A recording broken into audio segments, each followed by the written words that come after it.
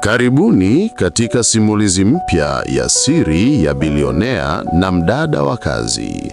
Subscribe chaneli yetu ya Zumoflix TV kwa kubonyeza alama ya kengele. Asante.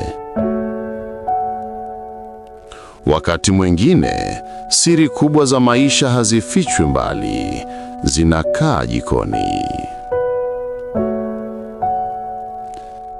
Amina, msichana mwenye umri wa miaka 23, anatoka kijijini kuja mjini baada ya kupata kazi ya ndani kwa tajiri mkubwa anayejulikana kama Bwana Gavana, bilionea anayemiliki hoteli kubwa, magari ya kifahari na nyumba yenye walinzi 24/7. Anapofika anashangaa. Nyumba ni kubwa sana, lakini hakuna kelele wala furaha. Ni kimya kama makaburi ya dhahabu. Mama mkuu wa nyumba anamwambia, usiulize maswali, fanya kazi yako na usikaribie chumba cha juu kabisa, ni amri ya Bwana. Amina anakubali, lakini moyoni anabaki na maswali. Kwa nini chumba hicho kimefungwa kwa minyororo? Miezi miwili inapita. Amina anafanya kazi kwa bidii, kila mtu anampenda, isipokuwa mke wa bilionea, Madam Sada, mwanamke mrembo lakini na macho ya chuki.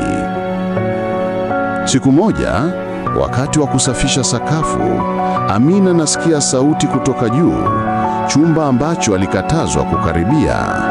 Sauti ya mwanaume inalia kwa maumivu, akisema, nisamee Asha, usiache giza linimeze.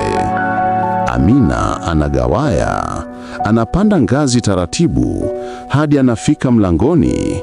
Anaona mwanga wa bluu ukitoka chini ya mlango. Anapojaribu kusikiliza vizuri, milango yote ya nyumba inagonga yenyewe ghafla. Mlango wa chumba unafunguka kwa kishindo.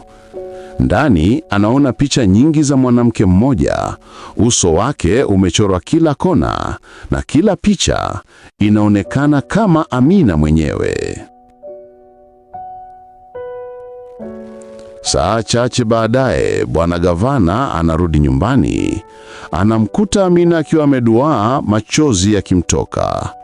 Badala ya kumkemea, anampapasa bega na kusema kwa sauti ya huzuni, nilijua siku moja utakuja humu na utamuona.